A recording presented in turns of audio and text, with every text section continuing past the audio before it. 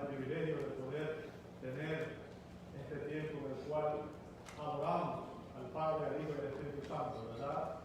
Y para nosotros es una alegría el poder tener comunión con Dios y poder tener comunión con cada uno de ustedes. Así que gracias, damos gracias a Dios por permitirnos estar aquí, y gracias por los que están de regreso, algunos que estuvieron fuera, damos gracias a Dios por sus vidas y por tenerles con nosotros nuevamente. Amados, el rol por el que estoy aquí es compartir con ustedes la palabra de Dios, y yo les invito a abrir sus Biblias en Romanos capítulo 12. Romanos capítulo 12. Y estamos siguiendo una serie que viene desde el verso 9 y va hasta el verso 21. ¿Ok? Y el mensaje de hoy es una continuación de estos versos. Y específicamente hoy vamos a estar viendo los versos 17 al 21. De hoy, Romanos 12, 17 al 21. Abre ahí su Biblia, por favor.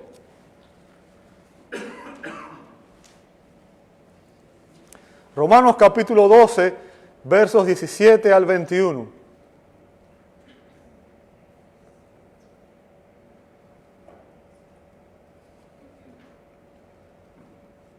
¿Listos?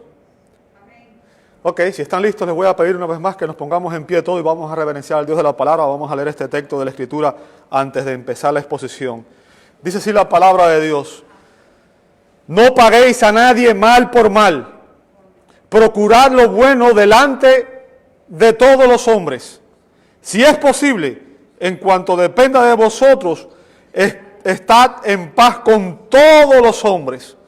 No os venguéis vosotros mismos, amados míos, sino dejad lugar a la ira de Dios, porque escrito está: mía es la venganza, yo pagaré, dice el Señor. Así que, si tu enemigo tuviere hambre, dale de comer; si tuviere sed, dale de beber, pues haciendo esto, ascuas de fuego amontonará sobre su cabeza. No seas vencido de lo malo, sino vence con el bien el mal. Amado Dios, te damos gracias por tu palabra.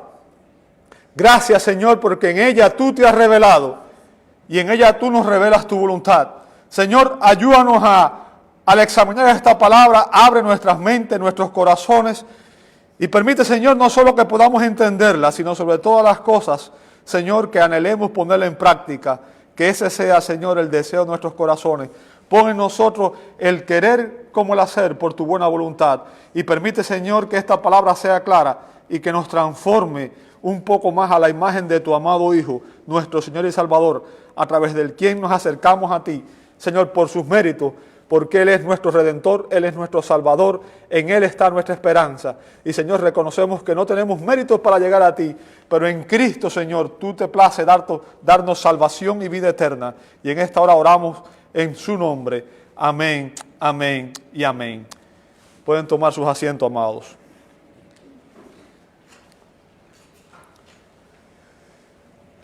El 5 de noviembre del 2003, un hombre llamado Gary Leon Ridgway, también conocido como el asesino del Río Verde, compareció ante un tribunal para dar cuenta, para ser juzgado por haber violado y asesinado a 49 mujeres. Al final del juicio, se les dio la oportunidad a los familiares de las víctimas de dirigirse directamente al asesino. Gary permanecía inmutable mientras uno a uno de los familiares de las víctimas se paraban y lo maldecían, le deseaban una muerte larga, agonizante, cruel, y le decían que iría al infierno.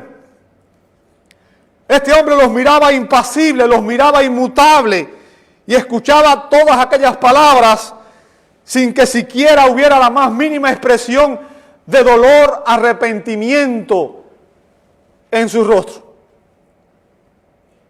Pero esto cambió cuando llegó el turno de un hombre llamado Robert Rule. Este hombre era el padre de una joven llamada Linda Rule, una chica que apenas tenía 16 años de edad, que también fue una víctima de este asesino. Robert Rule le dijo: señor Ridgway, hay gente acá que lo odia. No soy uno de ellos. Aun cuando he hecho difícil que viva según lo que yo creo. Y eso es lo que Dios dice que hagamos. Perdonar. Está perdonado, Señor. En ese momento, Gary Ridgway bajó su rostro a tierra y de sus ojos empezaron a brotar lágrimas. Aquel cristiano demostró ante todos los presentes en aquella sala algo que solamente pueden hacer aquellos que han nacido de nuevo. Aquel cristiano, un padre con un corazón destrozado por la pérdida de su hija amada, estuvo dispuesto a perdonar al hombre que había violado y asesinado a su hija. Y es que cuando una persona tiene una relación personal con Cristo, esto cambia la manera en que nos relacionamos con todos los demás. El amor sin hipocresía debe caracterizar todas las relaciones del cristiano, incluidos nuestros enemigos. Y eso es lo que Pablo nos enseña aquí en Romanos 12, del 9 al 21. El amor debe manifestarse en todas nuestras relaciones, en todas las relaciones del cristiano. ¿A quiénes debemos amar sin hipocresía?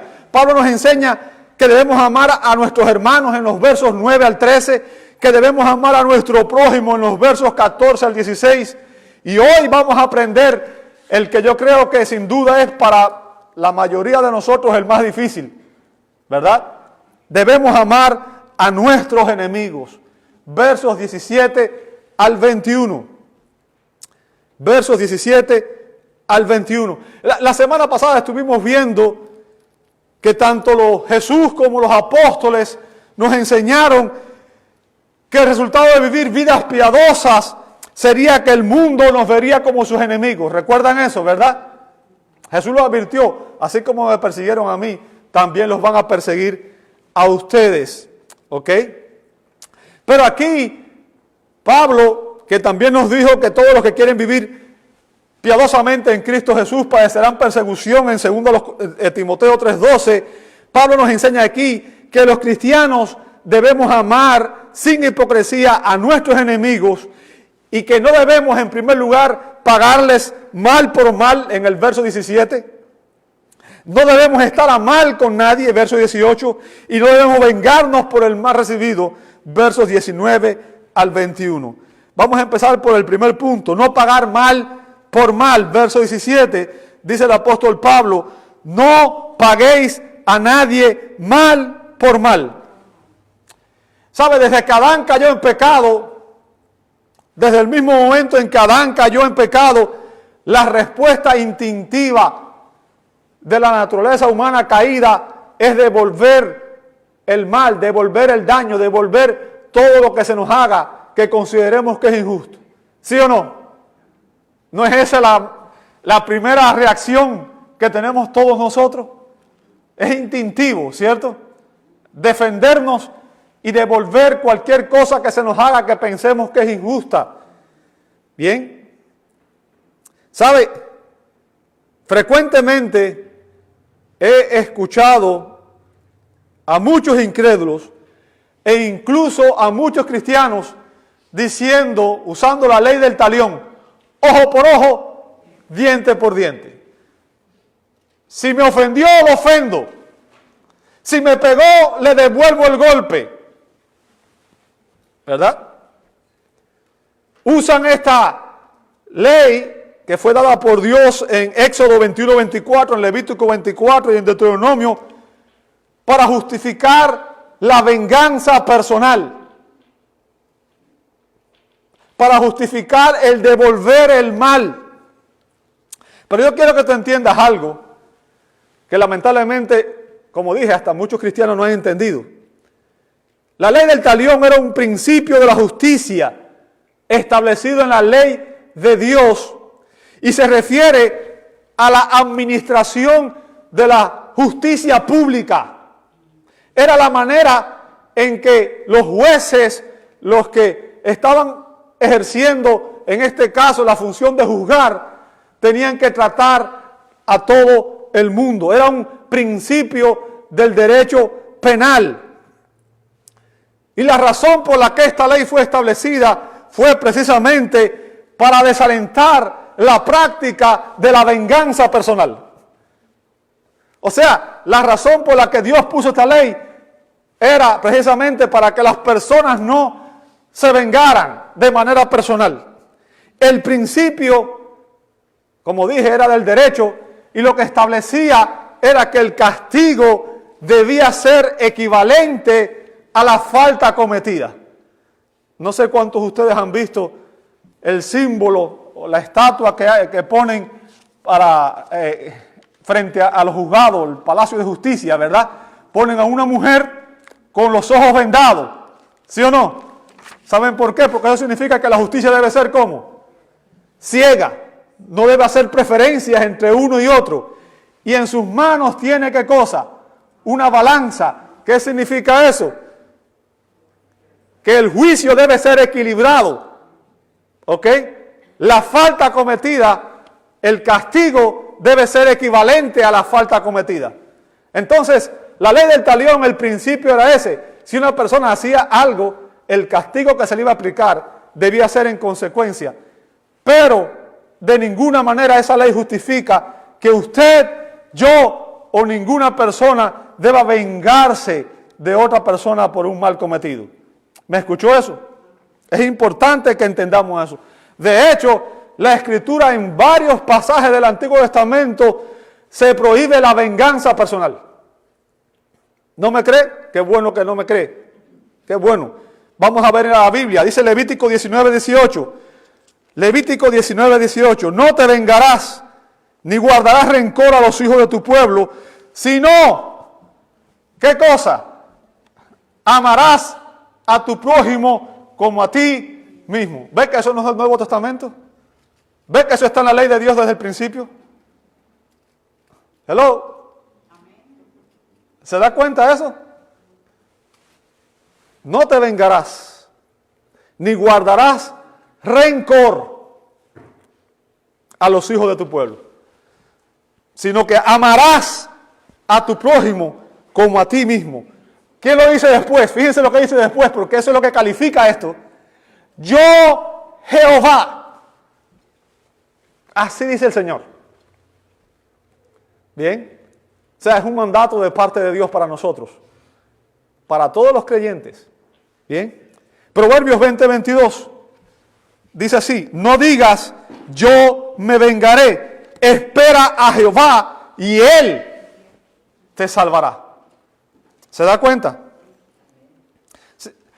El punto, amado hermano, es que lejos de procurar vengarnos nosotros mismos, lejos de procurar hacer justicia por nuestras propias manos, hay una mejor manera. ¿Sabe cuál es esa mejor manera? La manera de Dios. La manera de Dios. ¿Cuál fue la instrucción que nos dio Jesús en Mateo 7:12? Jesús dijo: así que todas las cosas que quieras que los hombres hagan con vosotros, así también haced vosotros con ellos, porque esto es la ley y los profetas. Esa regla es conocida como la regla de oro. ¿Y qué es lo que nos enseña?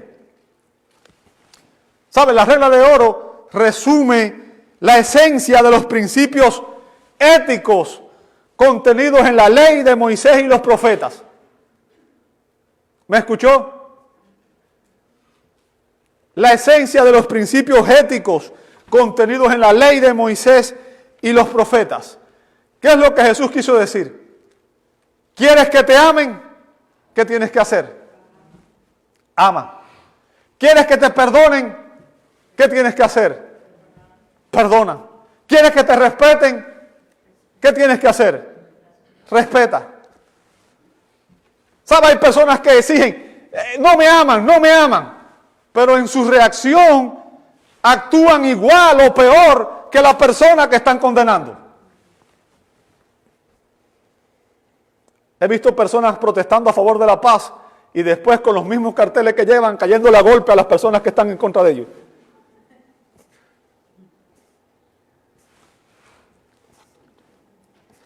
Cuando hacemos eso perdemos todo valor moral. No podemos responder como responde el mundo. Si alguien no te ha amado como tú quieres que te amen, ¿qué es lo que debemos hacer? Ámalo tú. Dale el ejemplo. Enséñale. ¿Sabe lo que hizo Jesús con Pedro? Pedro lo negó 3 veces con maldición. ¿Qué hizo Jesús? Fue y lo restauró. Lo llamó aparte 3 veces. Pedro, ¿me amas? Pedro, ¿me amas? Pedro, ¿me amas? ¿Cuál fue el resultado de esto? ¿Qué pasó con Pedro? Trajo convicción a su corazón.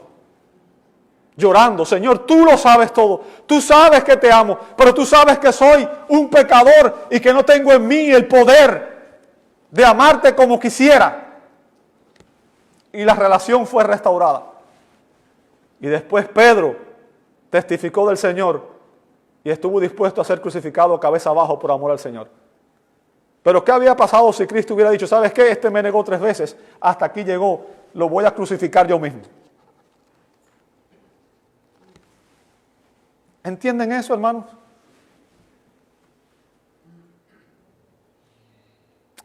William Hendriksen nos dice que la manifestación de un espíritu vengativo destruye el carácter cristiano distintivo. El prerequisito absoluto para el éxito en ganar gente para Cristo es esta creencia, la que hace que los incrédulos digan, esos cristianos no son diferentes a nosotros. ¿Cuál es el instinto natural? El instinto natural es vengarnos, es desquitarnos el daño que se nos ha hecho, es responder ojo por ojo, diente por diente. Pero eso es lo que hace el mundo, pero eso no es lo que debemos hacer nosotros los cristianos. Si actuamos como el mundo, ¿qué distinción hay entre ellos y nosotros? ¿Qué nos hace diferente? Déjame decirte algo, y quiero que me escuches muy bien porque esto es importantísimo. Nada hace a un cristiano más semejante a Cristo que el estar dispuesto a perdonar incluso a sus enemigos. ¿Me escuchaste? Nada hace a un cristiano más semejante a Cristo que el estar dispuesto a perdonar aún a sus enemigos. ¿Recuerda la palabra de Jesús en la cruz? A aquellos que lo estaban burlando, que lo habían abofeteado, lo habían escupido, ¿qué dijo? Perdónalos. ¿Recuerda eso? El perdón es una característica distintiva de los cristianos. Es lo que nos hace cristianos. Y es lo que nos hace más semejantes a Cristo, porque Cristo nos perdonó cuando nosotros éramos sus enemigos, cuando nosotros estábamos en rebeldía contra Él, cuando nosotros estábamos persiguiéndolo a Él. Y tú dirás, yo nunca perseguí a Cristo. Tú fuiste un enemigo de Cristo como lo fui yo. Todos nosotros fuimos enemigos de Cristo en algún momento. Y Él murió por tus pecados y por los míos. Fueron nuestros pecados los que lo llevaron a Él a la cruz del Calvario. Fuimos enemigos de Dios. ¿Ok? El perdón también es una muestra de madurez espiritual. Es una muestra de madurez espiritual. El 8 de enero de 1956, 5 misioneros estadounidenses fueron asesinados en el Ecuador mientras intentaban evangelizar a una tribu de la tribu de los Guaraní. El nombre es un poco difícil de mencionar. También eran llamados despectivamente los Aucas, es decir, salvajes o enemigos. Así le llamaban los quechuas. ¿Ok? 5 hombres jóvenes fueron asesinados por aquella tribu que trató de acercarse para evangelizarlos. ¿Sabe? Lejos de procurar vengarse, lejos de procurar la muerte de aquellos hombres, de aquellas personas que asesinaron a sus seres amados, la viuda de Jean Elliot, Elizabeth, y la hermana de Nate Saint, Rachel, estaban tan interesadas en el bienestar espiritual de aquella tribu, de aquellos indígenas, que ellas mismas regresaron tiempo después al Ecuador como parte del Instituto Lingüístico de Verano. Y contra todo pronóstico, estas mujeres lograron ingresar a la selva, entablar una relación con aquellos indígenas y evangelizarlos. Y muchos de ellos vinieron a los pies del Señor, incluso los que habían asesinado a los misioneros cristianos, a sus seres amados. Dieron testimonio de fe. Hay una película que usted puede verla, se llama La Punta de la Lanza. Creo que está en YouTube. Ahí puede verla, donde está el testimonio de esto. Y de hecho sale creo que era el líder de la tribu, testificando de cómo ellos participaron en la muerte y cómo ellos habían arrepentido de sus pecados y habían venido a la fe en Cristo Jesús. ¿Qué hizo que estas personas estuvieran dispuestos a amar a aquellas personas que habían asesinado a sus seres amados? ¿Qué hace que un ser humano esté dispuesto a perdonar y amar a aquellos que le han hecho tanto daño?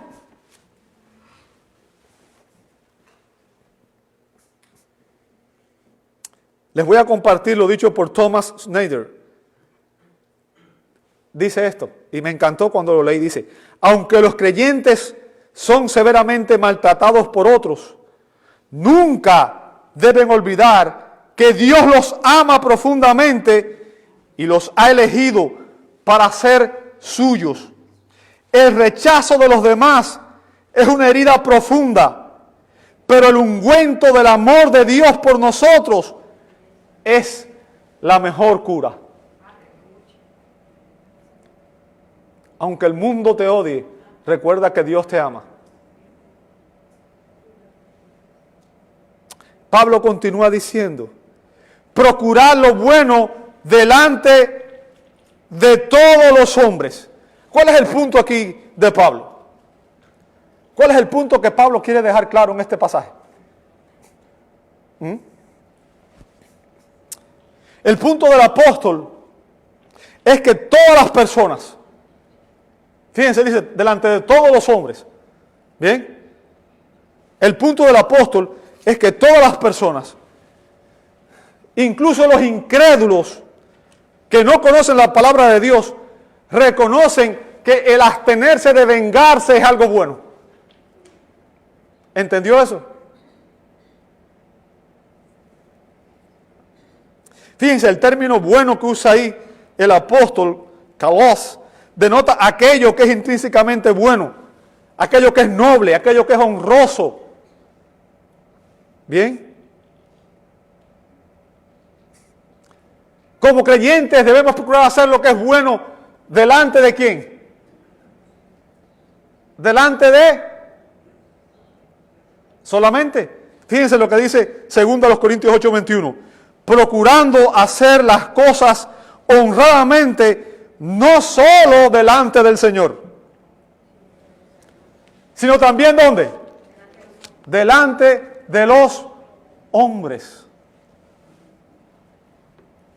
Debemos procurar hacer lo que es bueno delante de Dios en primer lugar, pero también delante de todas las personas que están a nuestro alrededor. ¿Por qué? ¿Por qué? Porque estamos testificando de Cristo con nuestras acciones. El mundo no ve a Cristo, pero ve a su iglesia. Si amamos genuinamente al prójimo, amado hermano, esto incluye obviamente a nuestros enemigos, procuraremos hacer aquello que es mejor para ellos, aquello que les va a traer convicción, aquello que los va a llevar a entender que el amor de Dios se manifiesta en acciones. Si respondemos como responden ellos, en vez de ver a un cristiano, van a ver a un mundano en nosotros. ¿Sí o no? Recordemos que usted y yo, todos los que estamos en Cristo, no somos hombres y mujeres naturales. No vivimos en la carne. Ahora, dice el apóstol Pedro, usted y yo en 2 de Pedro 1:4, somos participantes de la naturaleza divina. ¿Sabe lo que significa eso? Significa que Dios habita en usted por la fe. ¿Entiende eso? El Padre, el Hijo, el Espíritu Santo habita en nosotros. Y recuerde, la salvación, ¿quién la inició? Fue Dios, fue la Trinidad, fue el Padre el que estuvo dispuesto a perdonar. Fue el Hijo el que estuvo dispuesto a venir y a morir en la cruz por amor a nosotros. Fue el Espíritu Santo el que nos trajo convicción de pecado, justicia y juicio. Pero fue Dios quien decidió reconciliar a los hombres consigo mismo. Y nos dio a nosotros el ministerio de la reconciliación. Usted y yo somos embajadores en nombre de Cristo y tenemos que rogarle al mundo, reconcíliense con Dios. Pero no solamente en palabras, también en hechos.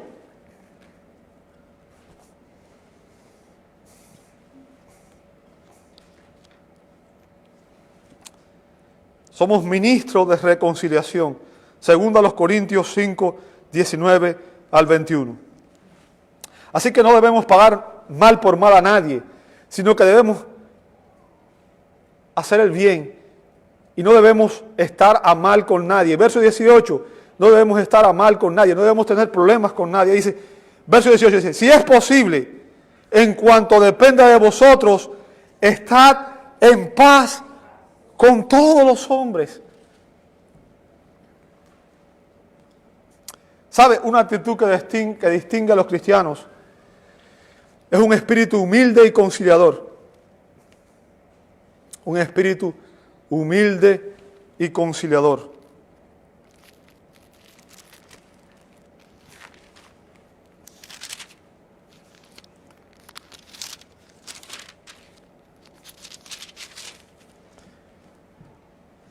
Jesús dijo en Mateo 5:9, bienaventurados los pacificadores, porque ellos serán llamados hijos de Dios. Debemos procurar por todos los medios el estar en paz con todas las personas. Y debemos evitar al máximo las discusiones, las divisiones, los conflictos. Ahora, obviamente este es un camino de doble vía en el que todos tenemos que trabajar. ¿Sí o no? Todos. No depende solamente de una persona, depende de las dos partes. Todos debemos estar dispuestos a trabajar. ¿Por qué? Porque el éxito de la paz y la reconciliación depende de que las dos partes estén dispuestas a llegar a acuerdo, a humillarse y a llegar a un consenso.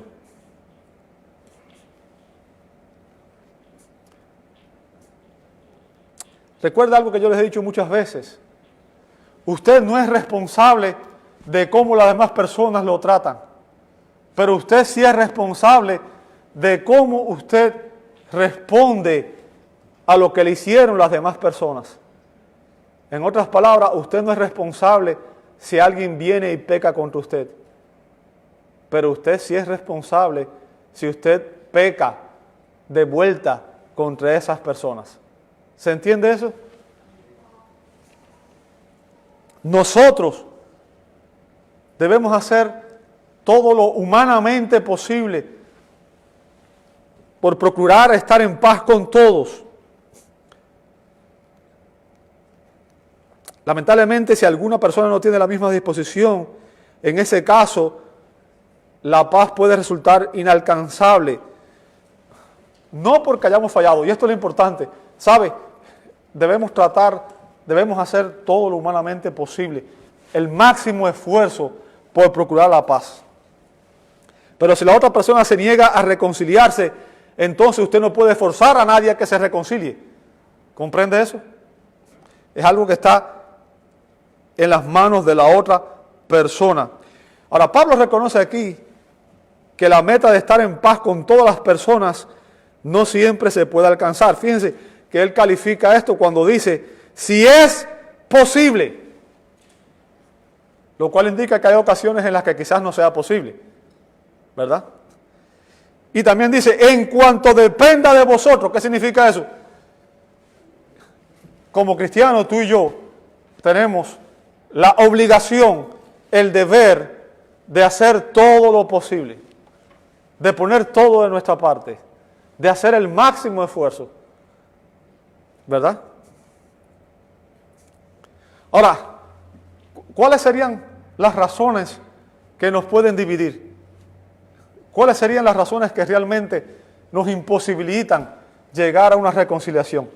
Déjame decirte, en primer lugar, no podemos renunciar a las verdades fundamentales del Evangelio. ¿Qué significa? No podemos negar las doctrinas fundamentales del Evangelio por estar en paz con otras personas. No podemos negar el hecho de que la Biblia es la palabra de Dios, de que existe un Dios en tres personas, que Cristo es el único mediador entre Dios y los hombres. O sea, esas verdades fundamentales del Evangelio no pueden negarse. Yo no puedo renunciar a ellas para estar a bien con una persona. Si una persona no cree el Evangelio, yo no soy su enemigo, pero no puedo dejar de renunciar y proclamar la verdad del Evangelio por tratar de traer unidad con esa persona. ¿Se entiende eso? La otra razón es cuando la otra persona quiere que yo haga algo que niegue mi fe. ¿Recuerdan lo que dijeron los apóstoles? Es necesario obedecer a Dios antes que a los hombres. ¿Por qué? Porque estaban tratando de impedirles que ellos obedecieran a Dios, que ellos proclamaran el Evangelio, que ellos proclamaran la palabra de Dios. En ese caso, tampoco podemos ceder, porque tenemos un mandato divino de que somos sus embajadores y estamos llamados a ser discípulos a todo el mundo. En ese caso, tenemos que obedecer a Dios antes que a los hombres. De ahí en fuera, amado hermano, cualquier otra cosa, uno debía hacer todo lo humanamente posible por buscar la reconciliación. En doctrinas no fundamentales no hay causa para la división. ¿Sabe? Yo hay doctrinas que no comparto con algunos hermanos. Para mí, por ejemplo, hay doctrinas como la escatología no es fundamental. Y si una persona es amilenialista, premilenialista o postmilenialista, no me interesa. Esa persona para mí sigue siendo mi hermano en Cristo. ¿Entiende eso? No me interesa. Eso no me divide, no me impide adorar con esa persona. ¿Por qué? Porque al final de cuentas esa persona tiene las doctrinas fundamentales como yo. Cree en la salvación solamente a través de Cristo, solamente por fe, solamente por gracia, solamente por fe y solamente por Cristo. Y el Evangelio es la esencia de lo que nos une, ¿cierto? Por tanto, tenemos que tener cuidado en cuanto a eso, ¿ok? La verdad debe ser proclamada a cualquier costo. Tito 3:10, Judas 3, segunda de Juan 10. Debemos contender ardientemente por la fe, debemos proclamar el Evangelio de manera clara y no debemos de ninguna manera diluirlo o cambiarlo. No es eso lo que estoy diciendo. Bien, hay que tener en cuenta eso. Y otra cosa que tenemos que entender es que la verdad del Evangelio ofende a muchas personas. La verdad del Evangelio ofende a muchas personas. Jesús lo dijo, Y la Escritura lo dice, que el Evangelio es tropiezo para los que se pierden. Yo entiendo eso. Y a veces he dicho cosas que han ofendido a las personas. Bien. Yo he tenido personas que se han parado y se han ido cuando he estado predicando. Pero debemos tener mucho cuidado. Si una persona se ofende, debe ser no a causa de nuestro comportamiento, y ni siquiera debía ser por la forma que predicamos o hablamos, sino por la verdad que confronta su estilo de vida. Y yo quiero que ustedes entiendan, por ejemplo, ahorita me emocioné y di un golpe aquí, pero es algo que me sale natural. Mi propósito cuando hago eso no es ofenderlo, sino es llamar la atención. ¿Ok? Yo quiero que ustedes entiendan eso. A mí me apasiona esto. Y como me apasiona, a veces cuando estoy predicando, no puedo evitar que las emociones me embarguen. De hecho, ahorita creo que me subió la presión. Porque de repente me sentí medio mareado después que hice eso. Quiero que entiendan eso. Pero lo hago, ¿sabe por qué? Yo quiero que usted entienda. Cada vez que yo me paro aquí, yo entiendo el peso de hacer esto. Sus vidas, sus almas están sobre mi cabeza. Es una manera, su sangre está sobre mi cabeza. Es la manera que describe el Antiguo Testamento. ¿Qué significa? Uno está proclamando la verdad de la salvación a las personas. Y yo quiero estar seguro de que ustedes entienden estas cosas.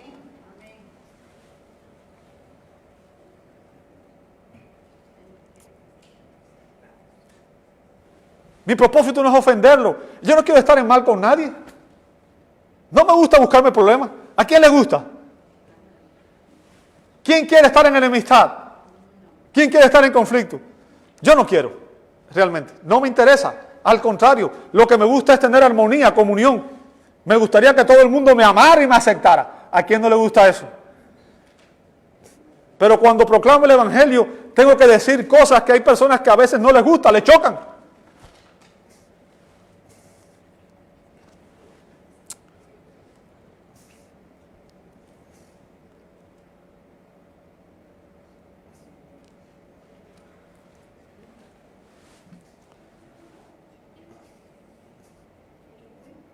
Debemos buscar estar en paz con todos.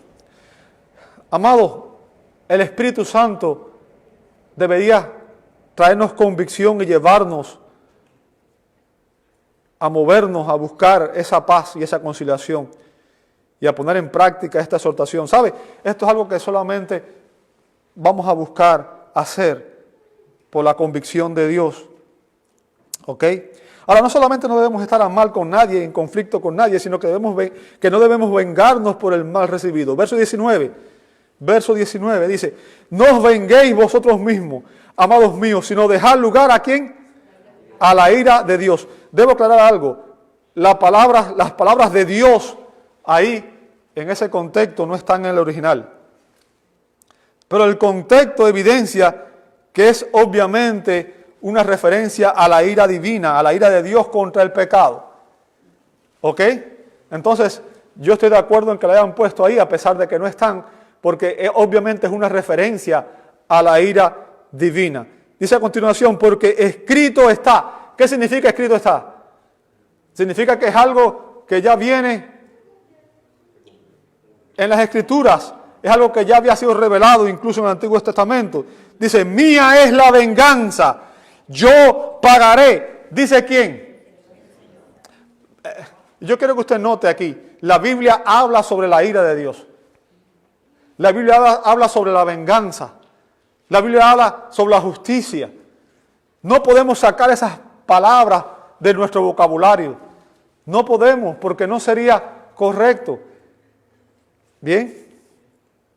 Pablo usa aquí Deuteronomio 32-35 para respaldar su enseñanza. Por eso él dice, escrito está. Los cristianos nunca, escúcheme bien, amado hermano, los cristianos nunca de los nunca deberíamos tomar la justicia en nuestras propias manos. Nunca deberíamos vengarnos, sino que debemos imitar el ejemplo de nuestro bendito Salvador. ¿Qué fue lo que hizo Jesús? Primera de Pedro 2:23. El ejemplo de nuestro Señor Jesucristo, quien cuando le maldecían, no respondía con maldición, cuando padecía, no amenazaba, sino encomendaba la causa al que juzga justamente. ¿Lo va a ir conmigo? Ahora, yo estoy seguro que cuando uno oye estas cosas, y yo quiero que usted entienda, yo sé que esto es difícil. Yo también soy un ser humano. Y quizás pensemos, usted no sabe lo que esta persona me ha hecho. Usted no sabe las acciones que esta persona ha tenido conmigo. El dolor que me ha causado. ¿Sí o no? Eso es lo que pensamos.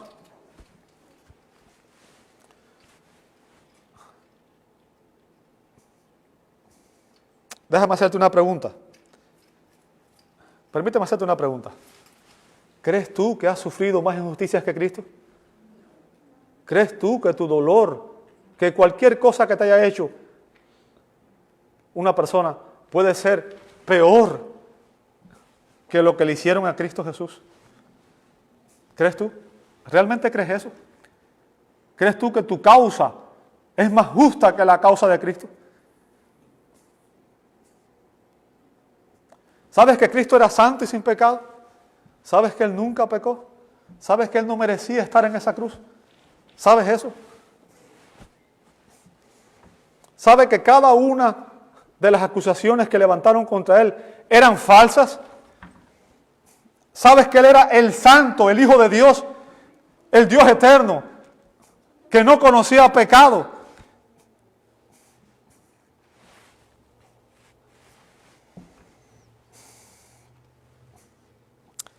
¿Sabes que Jesucristo, por su muerte sustitutoria en la cruz del Calvario, sufrió en su carne, por ti y por mí, el dolor, las heridas, los latigazos, el rechazo, para que tú y yo pudiéramos ser reconciliados con el Padre, a pesar de que tú y yo no lo merecíamos? Y que éramos sus enemigos. Y tú dirás, yo no estuve allí, yo no lo crucifiqué. ¿Estás seguro de eso? ¿Estás seguro de que Cristo no murió por tus pecados? ¿Sabe que en ese contexto Cristo estuvo llevando la ira de Dios? La ira de Dios por tus pecados y por los míos. Salmo 7:11 dice que Dios está airado con el impío todos los días. ¿Y sabe quién era un impío? Dice Romanos 3:23 que por cuanto todos pecamos, estábamos destituidos de la presencia de Dios. Tú y yo éramos pecadores, éramos enemigos de Dios, éramos impíos. Todo ser humano nace en esa condición. Y Cristo, el Cristo de la Escritura, murió en la cruz del Calvario, para que tú y yo, sus enemigos, los que lo crucificamos, fuéramos reconciliados con el Padre.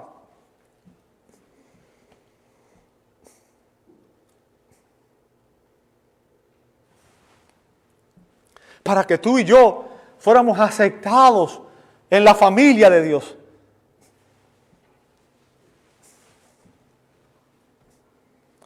¿Y sabes qué? Tú y yo hoy, como cristianos, somos llamados a imitar su ejemplo. ¿Entiendes eso?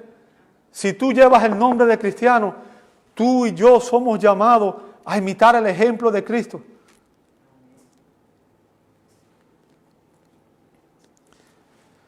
¿Cuál debía ser nuestra actitud hacia aquellos que nos tratan injustamente?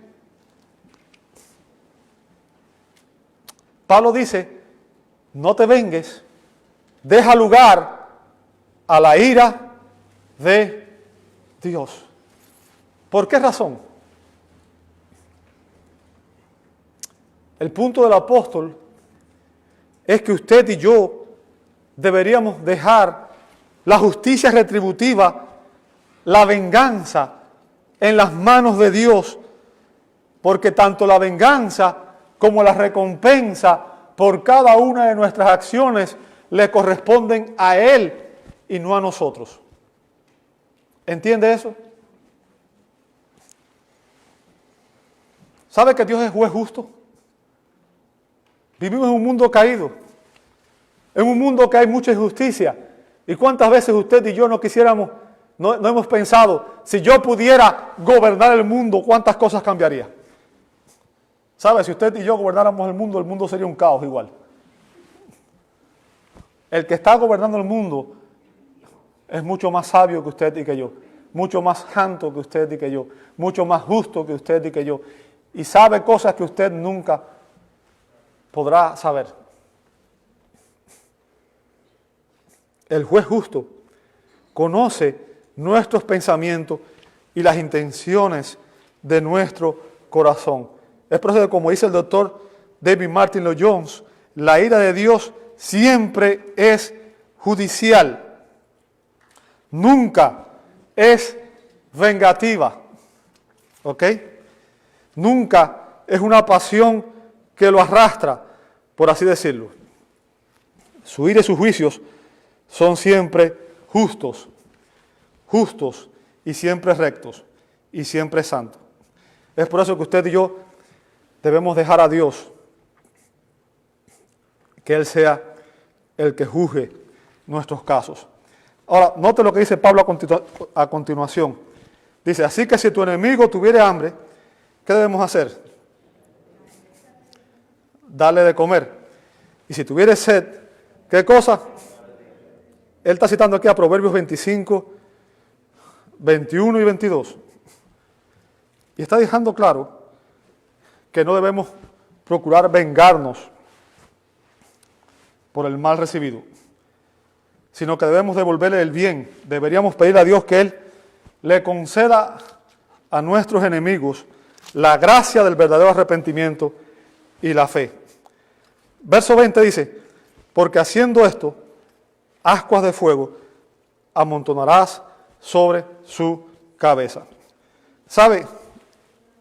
Los expositores como W. Wilson y el Dr. MacArthur dicen que esto es una antigua costumbre egipcia, que cuando una persona quería demostrar arrepentimiento público, llevaba en su cabeza una olla de carbón encendido para representar el dolor y la vergüenza por la culpa.